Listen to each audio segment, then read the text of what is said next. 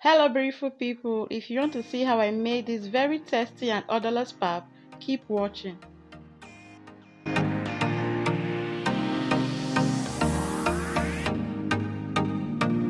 Hello everyone and welcome back to my channel. So today we'll be learning how to make Akam.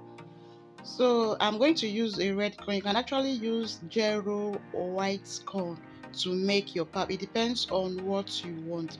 So when you put your corn in a bath, you put enough water, just try and rinse it a little. You see some debris coming up, so all those things that are up, you try as much as possible to sieve them out. They are the among the bad ones, so that's that. Try and make sure that you sieve it out. As you can see I'm doing, you sieve it out. If in case you come across any bad seed, you can also try and bring it out. So you can see our corn is ready to be soaked. So what I'm going to do is I'm going to soak it. After pouring this water, I'm going to leave it for 2 days. Like I soaked it on Sunday night. And I will grind it on I soaked it on Sunday night and I grinded it on Tuesday evening. So you can see this is on Tuesday. You can see the way the water has changed, but take note that the previous day, which was on a Monday, I just washed it and changed the water. That one is optional. So you go ahead and wash the corn, wash it very very well. This will prevent it from having any smell, any smell. So you take your time to wash it very very well. As you can see, I've finished washing it. So the next thing is I'm going to take it to the engine to grind it. So after grinding it, this was what I have. I noticed that when the person I sent to grind it for me came back, the people grinding did not grind it well. So make sure that if you're taking it to the engine to grind, make sure that they grind it for you very very well. Or you can use your heavy duty blenders at home to grind it. So after that, I want to sieve it. There are different ways to sieve it, but to me this is the most easiest way. What I do is put enough water to make it watery, then pour it into that sieve you can see over there. Other people prefer taking it a little and be adding water and then use their hand to be stirring it. So but this is one of the quickest methods to to sieve your Akam. I remember back in the days when my mom was selling Akam, she normally buys up to like 1 bag, so within 1 week the bag is finished. So this is the method we use to sieve it. So that's that. As you can see, I finished pouring it. Depending on how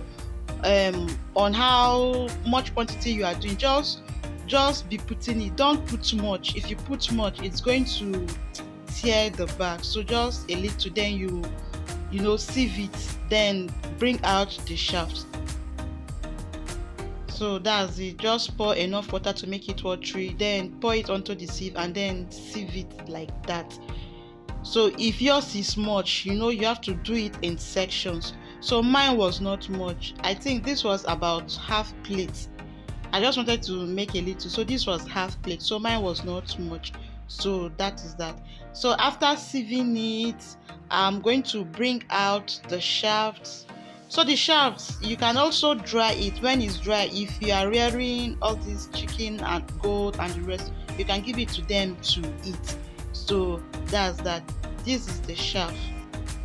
You can see it. This is the shaft. You can also rinse the shaft again and sieve it to know if you still be able to get more Akam from it. So this is me turning the already sieved Akam into the bowl, into a rubber, that purple rubber. That's where I'm going to leave it. The pan was too big, so it's easier turning it into that purple bath because the Akam is not too much. So after that, I left it for some hours. I left it for, like, let's say, is it up to 5 hours? 5 hours or more, something like that. So I went ahead to sieve out the water that is on top. You can see it. Sieve out the water that is on top. Take your time to sieve it out properly. Make sure that you allowed it to settle down very very well.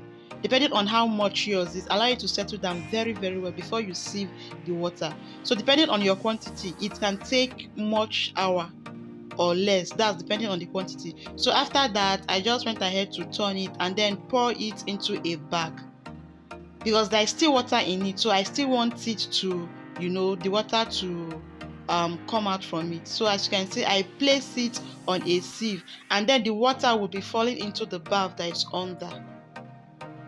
So I left it overnight. So this is the next morning. As you can see, my Akam has thickened more. It's not more watery like the previous night. So the water that was under, you just pour it out and bring out your Akam. You can see it. So it depends on how you want to store it. You can decide to use a nylon or a Ziploc bag to put your pap, and then put it in the fridge. Whenever you want to use it, you bring it out for it to defrost, and then you make your pap. That's it. You can use a nylon, tie it like I said earlier, put it in your fridge, or you can decide to put it in a bowl. As you can see I'm doing. You can decide to put it in a bowl. But me personally, I think I prefer that of nylon, because I'll just put it in the freezer or fridge. Whenever I want to use it, I'll just bring it out and allow it to defrost. Then if you're using a bowl, this is how, if after putting it in a bowl, you use your spoon to press it, you make it like this, to be like this. Then you now go ahead and pour water. And when you pour this water, make sure that you change the water regularly. That was why I said I prefer that of leather, because there is no need of changing the water. But if you use a bowl like this, make sure that you're always changing the water.